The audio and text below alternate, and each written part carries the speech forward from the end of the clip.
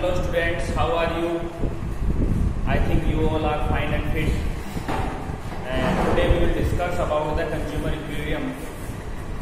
In previous class अपन ने इस topic के बारे में बहुत सारी बातें जो है वो पढ़ी थी. लास्ट जो चीज़ अपन ने पढ़ी थी वो थी consumer equilibrium, dimension law of marginal utility. ठीक है. अब इस चैप्टर के जो कुछ नए टॉपिक्स हैं उनके बारे में अपन क्या करेंगे, पढ़ेंगे. आज जो टॉपिक मैं आपको पढ़ा रहा हूँ, आपको बता रहा हूँ, वो जो टॉपिक है वो जनरली 2 नंबर के लिए बोर्ड एग्जाम में पूछे जाते हैं. तो अपने को उनको तैयारी जो है वो उसी हिसाब से. ठीक है. तो आज के लिए अपना जो फर्स्ट टॉपिक है that is the very important indifference curve. Indifference curve. तो इंडिफरेंस कर्व क्या होता है? एक सिंपल सी डेफिनेशन जो है वो मैंने बोर्ड पे लिखी है. अब हम उसको पढ़ेंगे, फिर मैं आपको समझाऊंगा कि इसका मतलब क्या होता है.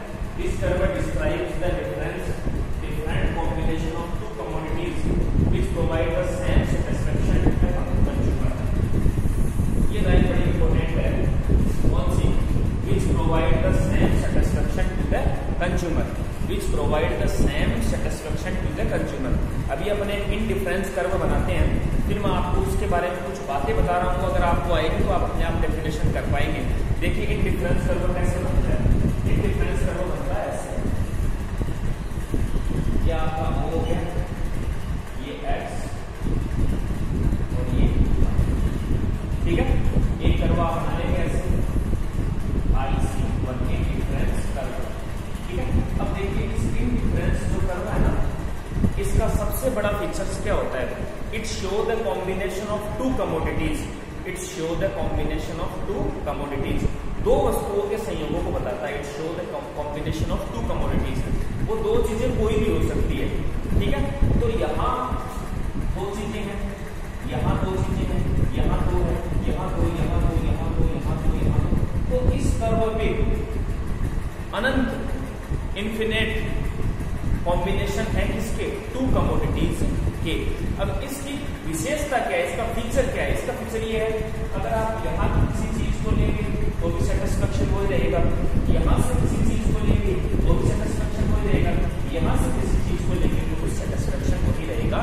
इसीलिए इसकी डेफिनेशन में अपन ने बोला which provide the same satisfaction to the consumer. अब आप इसकी डेफिनेशन बनाएंगे तो क्या डेफिनेशन बनेगी?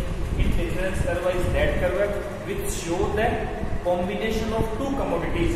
which shows the combination of 2 commodities. देख लो आप 2 commodities के combination को दिखा रहा है on which consumer get the same satisfaction. जिस पर consumer को क्या मिलता है? same satisfaction मिलेगा. यानी अगर आप इंडिफरेंस कर्व के बारे में एक लाइन याद कर लेंगे ना तो भी आपका काम चल जाएगा. on इंडिफरेंस कर्व या अपन बोलेंगे on every point of indifference curve. ध्यान से सुनेंगे इस बात को. On every point of indifference curve, consumer get the same satisfaction. ये बस ये आपको बात याद करनी है कि एक ऐसा कर्व होता है जिसके हर पॉइंट पर सेम सेटिस्फेक्शन है. अगर ऊपर ही ऊपर से जो चीजें हैं वो आपने ली तो भी सेटिस्फेक्शन उतना ही है, और नीचे की अगर आपने सबसे नीचे वाली चीज का आपने क्या कर लिया, इलेक्शन कर लिया, चुनाव कर लिया, तो भी सेटिस्फेक्शन उतना ही रहेगा. इसका मतलब इंडिफरेंस का मतलब हो गया जिसके हर पॉइंट पर कंज्यूमर को क्या मिलता है? सेम सेटिस्फेक्शन मिलता है. वो ये क्या होता है? इंडिफरेंस कर्व होता है. आई थिंक आपको क्या हो गया होगा, समझ में आ गया होगा. डेफिनेशन आपकी बोर्ड पे लिखी हुई है. ठीक है. ये आपका इंडिफरेंस कर्व हो गया. सेकेंड है, ये बड़ा इंपॉर्टेंट है, इंडिफरेंस मैप. मैप. अब मान लीजिए कि आपसे एग्जाम में इंडिफरेंस कर्व की जगह इंडिफरेंस मैप की डेफिनेशन पूछ ली जाए तो देखिए सबसे पहले आपको क्या बतानी पड़ेगी? इंडिफरेंस कर्व की डेफिनेशन की बोर्ड एग्जाम में लिखनी है. क्या लिखेंगे? Indifference curve describe the 2 commodities या describe the combination of 2 commodities which provide the same satisfaction to the consumer. ठीक है. ये तो आपको लिखनी है जो कि इंडिफरेंस कर्व की डेफिनेशन है. And the collection of indifference curve, the collection of indifference curves known as indifference map. अगर आपने एक ही इंडिफरेंस कर्व बनाया है तब तो वो इंडिफरेंस कर्व है, लेकिन अगर आपने एक ही ग्राफ पेपर पर एक से ज्यादा बना दिए हैं, यानी आपने कलेक्शन कर लिया है, तो it means known as indifference map. मेरे साथ समझ में आ गया होगा. डायग्राम कैसे बनाएंगे? बहुत सिंपल सा है.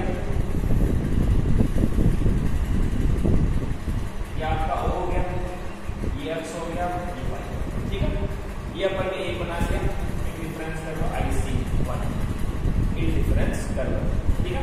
एक और बना लिया IC2, एक और बना लिया IC3। तो अब ये जो आपका बना है ना, it is known as indifference map. Curve तो एक ही होता है और मैप का मतलब हो गया collection of indifference curves known as indifference map. अब एक बात आपको यहाँ थोड़ी सी समझनी पड़ेगी। देखिए मैंने आपको क्या बताया, इंडिफरेंस कर्व क्या होता है, जिसके हर पॉइंट पर सेम सेटिस्फेक्शन है उसको अपन क्या बोलते हैं, इंडिफरेंस कर्व बोलते हैं। इसका मतलब अगर इसकी बात करें तो यहाँ यहाँ यहाँ यहाँ सब जगह सेम सेटिस्फेक्शन है, लेकिन एक बात का आपको इधर ध्यान देना है कि इस कर्व के कंपेरिजन में इस कर्व पे जो ऊपर है उस पर कंज्यूमर को ज्यादा सेटिस्फेक्शन मिलेगा और इसके कंपेरिजन में इस पर क्या मिलेगी, ज्यादा सेटिस्फेक्शन मिलेगी। इसीलिए मैंने एरो का निशान लगा दिया है, इस पे कम है, इस पे ज्यादा है, इस पे और ज्यादा है। और हम इसके ऊपर बनाएंगे तो उसमें सेटिस्फेक्शन और क्या रहेगा, ज्यादा रहेगा। तो दो बातें मैंने आपको बताई, बहुत बार एग्जाम में भी आया हुआ क्वेश्चन है। इंडिफरेंस कर्व क्या होता है, तो आपको सिंपल सी बात याद करनी है, it show the combination of to commodities on which consumer get the same satisfaction. और इंडिफरेंस मैप क्या होता है, तो इंडिफरेंस मैप में जो डेफिनेशन अभी मैंने बोली थी वो तो आपको याद करनी ही करनी है। और उसके अलावा आपको एक लाइन याद करनी है, the collection of indifference curves known as indifference map. आगे बात समझे, दो पॉइंट अपने क्लियर हो गए, एक हो गया इंडिफरेंस कर्व और एक हो गया इंडिफरेंस मैप। उसके बाद एक क्वेश्चन आता है बोर्ड एग्जाम में, फीचर्स ऑफ इंडिफरेंस कर्व। तो बहुत सारी बातें उसमें समझाई हुई है, वो आपने ज्यादा काम की नहीं है। सिंपल सा 2 नंबर का क्वेश्चन आता है, तो 2 फीचर्स उसके आप रिमेंबर कर लेंगे तो भी आपका काम आराम से चल जाएगा। पहला जो होता है indifference curve slope will be negative, तो मैंने यहाँ लिख के रखा है the slope of curve is negative. Slope का मतलब क्या होता है, देखो आप पहले ऊपर और फिर ऊपर से कहाँ आ गया, नीचे आ गया। तो जो स्लोप बना वो क्या बन गया, कोई अगर चीज ऊपर से नीचे गिरती है तो अपन उसको बोलेंगे कि वो किस तरीके से गिर रही है, नेगेटिव। तो अगर कोई चीज नीचे से ऊपर जाती है तो वो क्या हो जाती है, पॉजिटिव हो जाती है। तो आपको एक फीचर सिंपल सा मैंने बोला है उसको याद करना है कि the slope of indifference curve will be negative. कि स्लोप जो होगा इंडिफरेंस कर्व का वो क्या होगा, क्या होगा, नेगेटिव होगा। सेकंड पॉइंट इसमें लिखा है the curve do not cut the each other. अगर आप एक ग्राफ पेपर पर 2 इंडिफरेंस कर्व बनाएंगे तो कभी भी एक दूसरे को क्या नहीं कर सकते, वो काट नहीं सकते। काटते हुए कभी भी अपने को नहीं बनाने हैं। It means indifference curve do not cut the each other, यानी एक दूसरे को वो कभी भी क्या नहीं करते, काटते नहीं है। ये बात समझ में आ गई होगी आपको। तो 2 फीचर्स अपने को कोई ढंग से याद कर देने हैं। 3 पॉइंट अपने आज क्लियर हुए।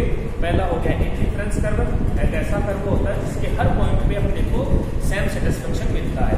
दूसरा हो गया इंडिफरेंस मैप, तो collection of indifference curves known as indifference map. और तीसरा हो गया features of indifference curve. Indifference curve के फीचर्स क्या होते हैं, तो फीचर्स भी मेरे हिसाब से आप लोगों को समझ में आ गए, ठीक है। अब अपना जो नेक्स्ट जो टॉपिक आएगा आज के लिए वो अपना नेक्स्ट टॉपिक है बजट लाइन। देखिए मैंने यहाँ लिख रखा है बजट लाइन। बजट लाइन क्या होती है, सिंपल सी एक डेफिनेशन मैं आपके लिए बोल रहा हूँ। Budget line is that line which show the combination of 2 commodities. हर डेफिनेशन में shows the combination of 2 commodities तो आएगा ही आएगा, क्योंकि हर जो चीज है ना वो 2 कमोडिटीज का कॉम्बिनेशन ही दिखा सकती है, 3 का दिखा नहीं सकती। क्योंकि अपने पास देखिए आप पोजीशन ही 2 है, एक है वाई और एक एक्स सॉरी वाई, इसको 2 ही है तो 2 का तो दिखाएगी अपन 3 का नहीं दिखा सकते हैं। तो अपन क्या बोलेंगे कि budget line is that line और which show the combination of 2 commodities, जो क्या दिखाती है, 2 चीजों के संयोगों को दिखाती है। On which the whole income of consumer will consume. Budget line एक ऐसी लाइन होती है जिस पर कंज्यूमर की सारी इनकम कंज्यूम्ड हो जाती है। एक छोटी सी आपको बात समझाता हूँ, उसको ध्यान से आप समझेंगे तो फिर लिखने में आपको कोई प्रॉब्लम नहीं होगी। एक बजट लाइन को बनाता हूँ यहाँ पर,